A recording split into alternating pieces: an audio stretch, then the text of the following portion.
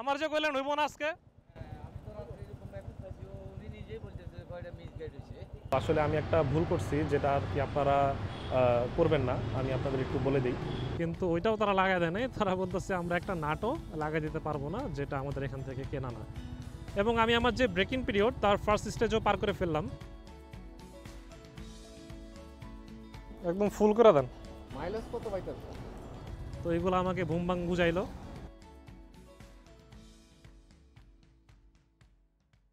Hello everyone, this is Siam and welcome to my channel S Escapes. আজকের এই ব্লগটা হচ্ছে সার্ভিসিং নিয়ে। আমি 500 কিলোমিটারের পর প্রথম সার্ভিসিংটা করাচ্ছি আজকে। তো এই কারণে আমি আজকে এই ব্লগটা বানাইতেছি, আপনাদের দেখাবো যে কিভাবে কি হইলো সব কিছু।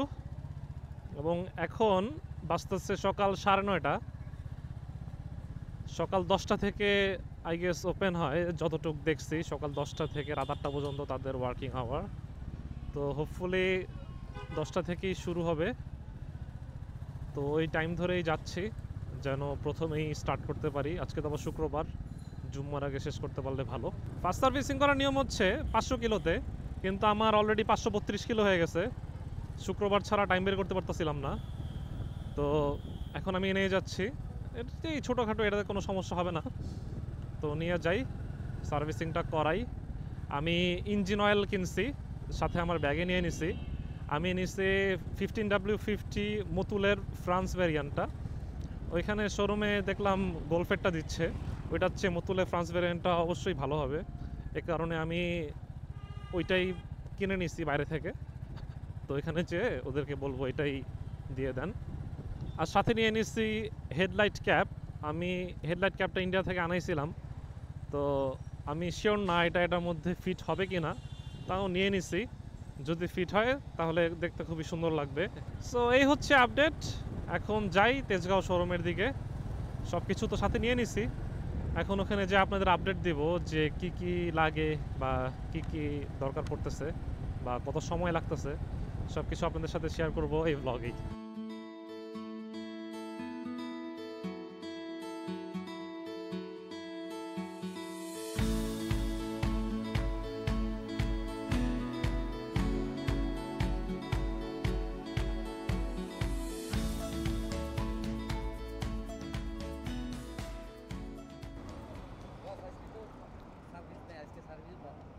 এটা কি প্রতি শুক্রবারে বন্ধ থাকে? না না, প্রতি শুক্রবার না, আজকে আজকে সোমবার আর না। ও আচ্ছা। এই কারণে সার্ভিস বন্ধ, শুধু শোরুমটা খোলা, তাও সীমিত টাইম বন্ধ করছি। আহ, কথা বলছে এই কিরকম ডিউটি করে, আমি 15 দিন পরে ডিউটিতে এসে কোনো আমি তো বুঝি না যাবো। কালকে কালকে হ্যাঁ? না, কালকে তো এমনি বন্ধ থাকে। আমি আসছি আজকে কত প্ল্যান নিয়ে যে আসবো, আজকে সার্ভিসিং করাবো। আগামীকালকে একটা প্ল্যান, তারপরে রবি সোম মঙ্গল বুধ বৃহস্পতি প্রত্যেক দিন আমার অফিস। তো সব সেরেডের আমি যদি আবার নেক্সট শুক্রবারে আসি, আমার অলরেডি এখন এটা 540 কিলো হয়ে গেছে। এটা অলমোস্ট 700 750 কিলো হয়ে যাবে আমি যদি আরেক উইক ফুল চালাই। তো সব কিছু নিয়ে আমি আজকে প্ল্যান নিয়ে আসলাম, বলতেছে আজকে নাকি বন্ধ। তো আমিও রিটার্ন চলে যেতেছিলাম, এবং রিটার্ন যাওয়ার সময় আমার হঠাৎ মাথায় আসলো যে আমার কাছে তো সার্ভিস সেন্টারের যে হেড আছে তার ফোন নাম্বার আছে, আমি একটা ফোন দিয়ে দেখি। তাকে ফোন দিলাম, ফোন দেওয়ার পরে উনি আমাকে বলতেছে না কিসের বন্ধ, আজকে তো খোলা। এখন আমি আবার রিটার্ন যেতেছি, আমি মাঝ রাস্তা থেকেই ফোন দিছিলাম। এখন আমি যা দাঁড়ানোর ধর্ম যে কেন আমার উল্টা পাল্টা ইনফরমেশন দিল। আমারে উল্টা পাল্টা কইছেন কে? আমার যে কইলেন হইব না আজকে।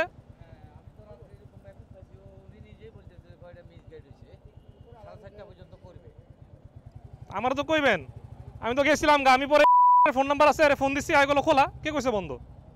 সো চলে আসছি আমি তেজগাঁওতে রয়্যাল এনফিল্ড ফ্ল্যাগশিপ সেন্টারে সার্ভিসের জন্য। আমার বাইক অলরেডি সার্ভিসে উঠে গেছে, এখানে আরেকটা বাইক ওয়েটিংয়ে আছে, আরও কয়েকটা বাইক অলরেডি সার্ভিস রানিং। তো এখন আমি আপনাদের যেটা বলবো, আসলে আমি একটা ভুল করছি যেটা আর কি আপনারা করবেন না, আমি আপনাদের একটু বলে দিই। এটা হচ্ছে আমি বাইরে থেকে ইঞ্জিন অয়েল নিয়ে আসছিলাম মতুলের 15W50।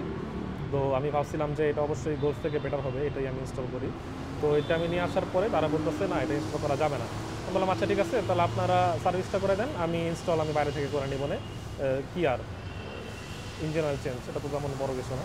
তখন তারা বলতেছে না, এখানে পুরাটাই করতে হবে, ইঞ্জিন অয়েল আমাদের এখান থেকে নিয়ে এখানেই ভরতে হবে। আপনি যদি বাইরে থেকে ইঞ্জিন অয়েল ভরেন তাহলে আমাদের এখানে রেকর্ড থাকবে না যে আমরা ইঞ্জিন অয়েল চেঞ্জ করছি, এবং এটা আপনার যদি পরবর্তীতে ইঞ্জিনে কোনো সমস্যা হয় এটা ওয়ারেন্টি পাবেন না, এটা আপনার ওয়ারেন্টি ভয়েড হবে।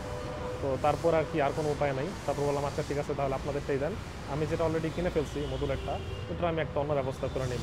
ওই যে আমার বাইকের সার্ভিস রানিং, ওইখানে ভিডিও করা অ্যালাউড না, তাই এখানে বসে আছি।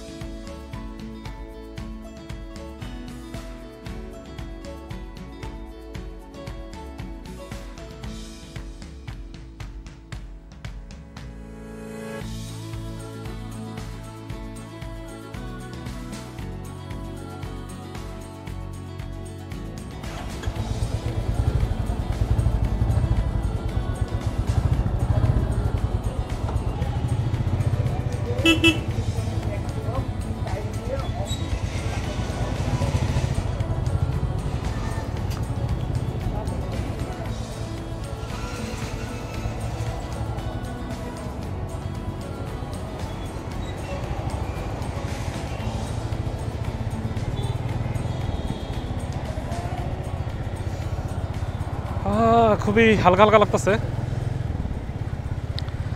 সো সার্ভিসিং শেষ, বের হয়ে গেলাম সার্ভিসিং করে। তো অনেক কিছুই দেখলাম, বুঝলাম, কিন্তু কোনো কিছুই আসলে রেকর্ড করতে পারি নাই, কারণ এখানে রেকর্ড করার পারমিশন নাই সার্ভিস টাইমে।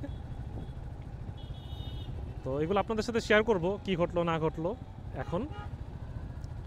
সো আপনাদের সাথে এটা শেয়ার করার আগে প্রথমে আমি একটু আমার ফুয়েলটা লোড করে নেই। 3 দাগ আছে, 4 দাগ অলরেডি শেষ। সো এবার ফুয়েলটা লোড করলে একটা 3rd মাইলেজ টেস্টও হয়ে যাবে, দেখি মাইলেজটা আসলে কেমন পাচ্ছি 3rd টাইমে। ফার্স্ট বার পাইছি 18, সেকেন্ড বার পাইছি 28, এবার কত একটু দেখি। সো চলে আসছি ক্লিন ফুয়েল পাম্পে, এখান থেকে আমি সবসময় নিছি। এটা আমার 3rd টাইম, আজকে ফুল করব ট্যাঙ্ক। একটা ছবি তুলে নেই, মাইলেজ টেস্টের জন্য হেল্প হবে। এখানে আছে 540.9, মানে 540 কিলো চালাইছি আমি। একদম ফুল করে দেন। মাইলেজ কত পাইতেছে? প্রথমবার পাইছি 18, পরের বার পাইছি 28, আজকে দেখি কত পাই। হ্যাঁ, কি বেশি পাইছি না কম পাইছি? বেশি পাইছে না, আপনি কি 10 বাইরে গেছে? না, প্রথমবার যে কিনছি, কেনার পরে সবাই সাউন্ড শুনছে, আমার তো কিলো বাড়ে নাই, তেল গেছে ঠিকই। কত ঢুকলো? ধরেন আপনি 6 লিটার 6 লিটার 74, ছবি তুলে নিছি, এর লেগে আমি টেস্ট করবো আবার। 3rd বারের মতো ফুয়েল ট্যাঙ্কটা ফুল করলাম। তো প্রথমবার মাইলেজ পাইছি 18, সেকেন্ড বার পাইছি 28, আজকে কত পেলাম এটা একটু পরে যে হিসাব করব। এখন যদি একটু সার্ভিসিং নিয়ে কথা বলি, যে আজকে আমার সাথে কি কি ঘটলো। প্রথমত আমি আসছি এখানে সার্ভিসিং করাইতে, তো আমাকে প্রথমে বলতেছে তারা যে সার্ভিসিং এখানে হবে না, আজকে বন্ধ। তো বললাম কেন বন্ধ? বলে আজকে নামাজ আছে তাই। তো ভাই নামাজ তো রাতে, এখন কেন বন্ধ? আবার বলতেছে আজকে তো বন্ধ, কালকেও বন্ধ, কারণ মানুষ সারা রাত নামাজ পড়বে, শবে বরাত। হ্যাঁ ওইটা বুঝছি, ঠিক আছে, কিন্তু আজকে দিনে কেন বন্ধ? তো যাই হোক, পরে আমি ব্যাক চলে আসতেছিলাম বাসার দিকে, এগুলো তো আপনাদের কাহিনী দেখাইছি একটু আগে। তো এইটা ঘটলো, তারপরে ফোন টোন দিয়ে আমি খবর নিলাম, তারা বলে না না আজকে তো খোলা, পরে আবার আসছি রিটার্ন। আচ্ছা, তো প্রথম কাজ হইলো সাকসেসফুলি, সমস্যা নেই। সেকেন্ডলি, আমি আফটার মার্কেট মতুলের যে ইঞ্জিন অয়েল 15W50 গ্রেড, ঠিক আছে, ওই গ্রেডটা আমি ভরবো, জাস্ট ব্র্যান্ডটা অন্য, এবং গোলফের চেয়ে মতুলের ইঞ্জিন অয়েল আরও বেটার, এবং এটা আমি ফ্রেঞ্চ ভ্যারিয়েন্ট যেটা, সেটা আমি কিনছি। তো সেটা আমি নিয়ে আসছি, ভালো বুঝেই তো নিয়ে আসছি, আন্দাজে তো তাদেরটা বাদ দিয়ে আমি আরেকটা আনতে চাই নাই, তাই না? তো ওইটা আনছি, আনার পরে তারা বলতেছে যে আপনার ইঞ্জিন অয়েল চেঞ্জ এই এত টাকা পড়বে। আমি কই না ভাই, আমি তো ইঞ্জিন অয়েল আপনাদেরটা আমি কিনতেছি না, আমি তো নিয়ে আসছি ব্যাগে করে, তো আপনারা সার্ভিস করে দেন আর ইঞ্জিন অয়েল আমি নিয়ে আসছি। তখন বলে না, এটা তো হবে না, কারণ ইঞ্জিন অয়েল যদি আপনি অন্যটা নেন তাহলে এটা আমাদের এখানে রেকর্ড থাকবে না যে আমরা ইঞ্জিন অয়েল চেঞ্জ করে দিছি, তাহলে পরবর্তীতে যদি ইঞ্জিনে কোনো সমস্যা হয় তখন ওয়ারেন্টি ভয়েড হবে, যে আপনি after market engine oil use করছেন, আমাদের রেকমেন্ড করা অফিসিয়াল ইঞ্জিন অয়েল ইউজ করেন নাই। তো এগুলো আমাকে ভুমবাং বুঝাইলো। এখন কি আর করার, আমি বললাম আচ্ছা ভাই আপনি কি আর করার, যেটা আছে তেলে দেন, আমি এটা তেলে ব্যবস্থা করবো না একটা কিছু। এখন 3000 টাকার ইঞ্জিন অয়েল কিনছি, তো যার কাছ থেকে কিনছি তার সাথে যোগাযোগ করে তারপর দেখি অন্য কিছু হয়তো দোকান থেকে নিয়ে নিব। এই গেল ইঞ্জিন অয়েলের কথা। সো থার্ডলি আমি আসছি একটু ভিডিও করবো, আপনাদের দেখাবো। তো বলতেছে ভিডিও অ্যালাউড না, হ্যাঁ, তো ভিডিওটাও করতে পারিনি ভালো মতো, আপনাদের দেখাইতে পারলাম না। তো ওইটাই আপনাদের একটু মুখে মুখে যদি বলে দেই কী কী ঘটলো। তো প্রথমে তারা ইঞ্জিন অয়েলটা ড্রেন দিল, তারপরে চেঞ্জ করলো, ব্রেকগুলা খুললো, তারপরে ব্রেকগুলা একটু টাইট হয়েছিল হয়তো, মানে ইঞ্জিন স্টার্ট দেওয়া বাদে নর্মালি টানলে একটু সাউন্ড করতো যে ব্রেকের সাথে ডিস্কটা ঘষা খাইতেছে। তো ওই জিনিসটা তারা অ্যাডজাস্ট করলো। আরও যা যা আছে যেমন এয়ার ফিল্টার, এটা একটু বাতাস টাতাস মেরা দিল, চেঞ্জ করে নাই। আর অয়েল ফিল্টার তারা চেঞ্জ করে দিছে, যেটার দাম ছিল 710 টাকা, এবং ইঞ্জিন অয়েল 1400 টাকা করে দুইটা, 2800 টাকা। তো 2800 আর 710 টাকা সব মিলে আমার 3510 টাকা খরচ হলো আজকে এই সার্ভিসিংয়ের জন্য। তো এই গেল খরচের হিসাব। সো আমি ইন্ডিয়া থেকে হেডলাইট ক্যাপ আনাইছিলাম সামনে লাগানোর জন্য, বুলেট ব্ল্যাকটা যেমন ওইটার মতো, কিন্তু ওইটাও তারা লাগাই দেয় নাই। তারা বলতেছে আমরা একটা নাটও লাগাই দিতে পারবো না, যেটা আমাদের এখান থেকে কেনা না। তো যাই হোক, আন্ডারস্ট্যান্ডেবল, লাগাইলাম না। তো চলে আসলাম। এখন আমার প্যারা নিতে হবে। ইঞ্জিন অয়েল যার থেকে কিনছি মতুলের দুইটা, 2900 টাকা খরচ পড়ছে। তো ওইটা এখন রিটার্ন দিয়ে দোকান থেকে অন্য কিছু নিতে হবে, একটা এক্সট্রা হ্যাসেল হইল এটার জন্য। এই গেল কাহিনী। ইঞ্জিন অয়েল তো দুইটা কিনছি 2 লিটার, তো আজকে ইউজ হলো 1700 ml, 300 ml তো ফিরছে, ওইটা ব্যাগে করে নিয়ে নিছি। তো তারা এভাবে আমাদের ইনস্ট্রাকশন দিল যে 2000 কিলো পরে এটা আস্তে আস্তে অয়েল লেভেলটা কমা শুরু করে অল্প অল্প। তো ওইটা যেন আমরা যে নিচে অয়েল লেভেল ইন্ডিকেটর আছে সেটা দেখে বুঝে অল্প অল্প করে যেন 50 ml 60 ml করে একটু একটু যাতে টপ আপ করি, যেন অয়েল লেভেলটা বেশি না কমে যায়। সো এই গেল টোটাল সার্ভিসিংয়ের কথা। এখন আমরা আসেন করি মাইলেজ টেস্ট। আমি লাস্টবার মাইলেজ পাচ্ছিলাম 28.53। আমি নতুন ইনপুট দিই 540.9। ফুয়েল ভলিউম কত, ফুয়েল ভরছি 6.74, 6.74, সেভ দিলাম। এবার আমি মাইলেজ পাইছি 26.11, নট ব্যাড। আগের বার 28 পাইছিলাম কারণ আগের বার হাইওয়েতে গেছিলাম, এবার 26 পাইছি কারণ এবার হাইওয়েতে যাই নাই। So still I am happy with the mileage. So থার্ডবারের মতো আমি মাইলেজটা টেস্ট করলাম। এবার মাইলেজ পাইছি আমি 26.11, যেটাতে আমি খুশি, কোনো সমস্যা নাই। 25-এর উপরে যতদিন আছে তাতেই আমি খুশি। আর যেটা বলবো, আগের বার আমি 28 পাইছিলাম কারণ আগের বার আমি 300 ফিট দিয়ে একটা ট্যুরে গেছিলাম ছোটোখাটো, যেটার ভিডিও আমি অলরেডি দিছি, আপনারা দেখে নিন। তো ওইটা ট্যুরে যাওয়ার কারণে যেহেতু হাইওয়ে রাইড হয়েছে, এই কারণে মাইলেজটা গতবার বেটার পাইছি 28-এর মতো, আর এবার আমি পেলাম 26.11। তো এই হচ্ছে টোটাল মাইলেজের আপডেট। তো আজকে আমার প্রথম সার্ভিস ডান হয়ে গেল, এবং সেকেন্ডলি আমি মাইলেজটাও টেস্ট করে ফেললাম। তো এই ভিডিও ছিল এতটুকুই, এবং আমি আমার যে ব্রেকিং পিরিয়ড তার ফার্স্ট স্টেজও পার করে ফেললাম। এখন থেকে আমি আরেকটু বেশি স্পিড তুলতে পারবো, কোনো সমস্যা নেই। আগে ছিল 70 পর্যন্ত লিমিট, এখন আমি 80 পর্যন্ত তুলতে পারবো।